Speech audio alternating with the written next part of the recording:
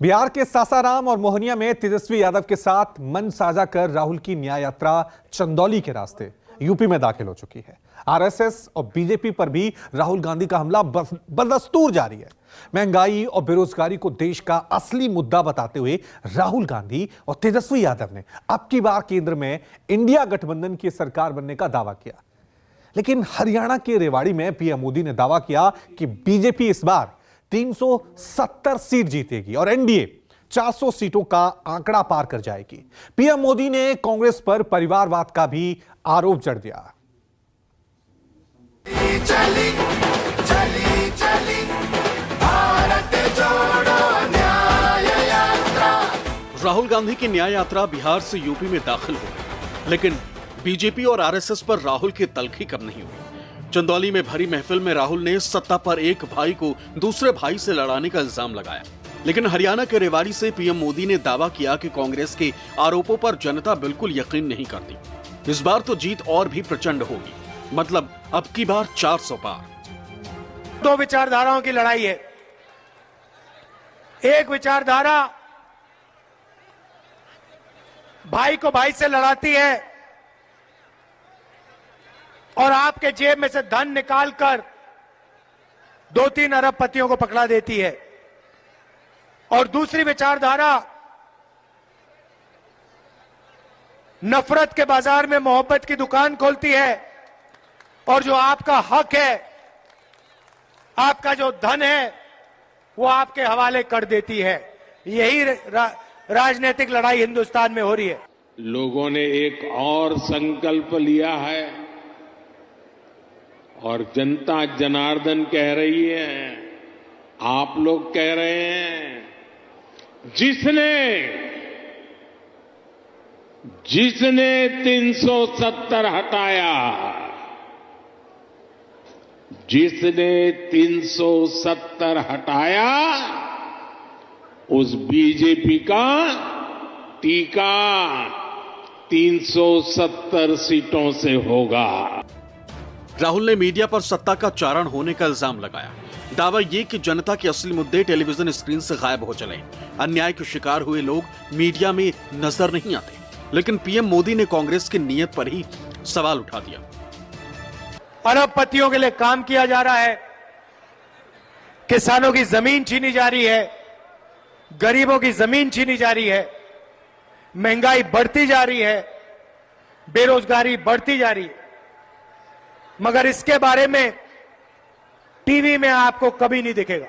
Modi media ये आपको अमिताभ, क्योंकि आपका है ही नहीं, ये अदानी का है। कांग्रेस का ट्रैक रिकॉर्ड देश की आधे से अधिक आबादी को दशकों तक छोटी छोटी जरूरतों से दूर रखना का है, तरसाने का है। कांग्रेस का ट्रैक रिकॉर्ड सिर्फ एक परिवार के हित को देश और देशवासियों के हित से ऊपर रखने का है। कांग्रेस का ट्रैक रिकॉर्ड इतिहास के सबसे बड़े घोटालों का है। जयंत चौधरी के इंडिया गठबंधन से छिटकने के बाद राहुल गांधी की कोशिश इंडिया गठबंधन के समर्थकों में नई ऊर्जा भरना है।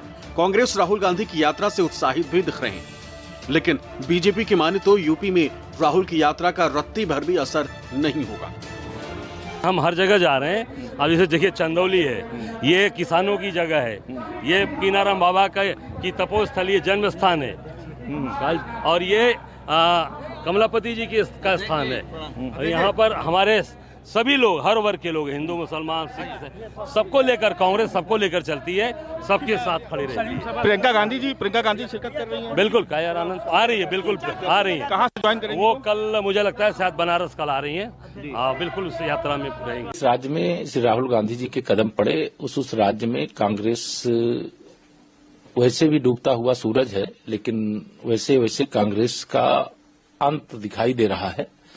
और श्री राहुल गांधी जी की उत्तर प्रदेश में तथा कथित भारत जोड़ो न्याय यात्रा जो कांग्रेस पार्टी उत्तर को दक्षिण से, पूरब को पश्चिम से, हिंदू को मुसलमान से, अगड़े को पिछड़े से, पिछड़े को दलितों से लड़ा करके शासन करती रही है।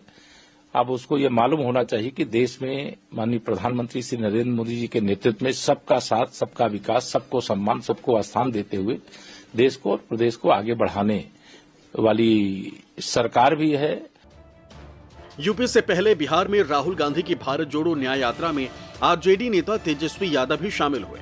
तेजस्वी ने खुद ही गाड़ी चलाकर राहुल गांधी को सभा स्थल तक पहुंचाया। सासाराम के न्याय पंचायत में राहुल ने मोदी सरकार पर नौजवानों का हक छीनने का आरोप लगाया तो तेजस्वी यादव ने पीएम मोदी को झूठ की फैक्ट्री बता दिया। आर्मी का जो बजट है ना, या आप उसको अदानी जी को दे सकते हो। हवाई जहाज के कॉन्ट्रैक्ट देखिए, ड्रोन के कॉन्ट्रैक्ट देखिए, हथियार के कॉन्ट्रैक्ट देखिए, गोला बारूद के कॉन्ट्रैक्ट देखिए, हाई टेक्नोलॉजी मिसाइल्स के कॉन्ट्रैक्ट देखिए, उन सब में आपको अदानी कंपनी दिखाई देगी।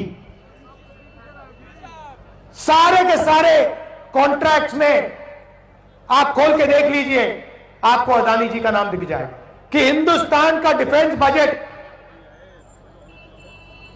हमारे जवानों को ना मिले, उनके पेंशन में ना जाए, उनकी रक्षा में ना जाए, उनकी ट्रेनिंग में ना जाए, मगर अदानी जी के जेब में जाए।